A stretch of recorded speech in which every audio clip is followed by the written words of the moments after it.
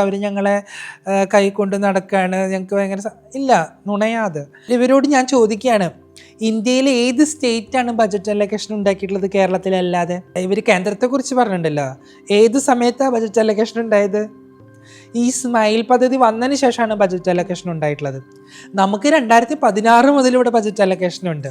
ഇവിടെ സർജറി ചെയ്യുന്നുണ്ട്, സ്കോളർഷിപ്പ് കൊടുക്കുന്നുണ്ട്, സ്വയം തൊഴിൽ പദ്ധതികളുണ്ട്, അവരുടെ നൈപുണ്യ വികസനങ്ങളുണ്ട്, സാക്ഷരതാ മിഷൻ വഴി അവർക്ക് പഠിക്കാനുള്ള സൗകര്യം ഒരുക്കി കൊടുക്കുന്നുണ്ട്.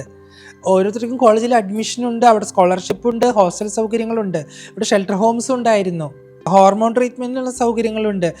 ഇപ്പം സർക്കാർ ഹോസ്പിറ്റലുകളിൽ ഹോർമോൺ ട്രീറ്റ്മെൻറ്റിനും സർജറിക്കുള്ള സൗകര്യങ്ങൾ ഒരുങ്ങി തുടങ്ങി. അങ്ങനെ എന്തൊക്കെ മാറ്റങ്ങളാണ് ഇവിടെ വന്നിട്ടുള്ളത്. അപ്പം അതുകൊണ്ട് ഇവർ കള്ളം പറയുന്നത് ശരിയല്ല.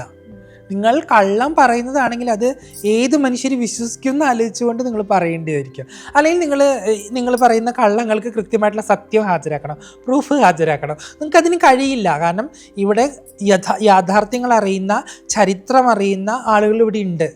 അവർ നിങ്ങളോട് സംസാരിക്കും കൃത്യമായിട്ട്.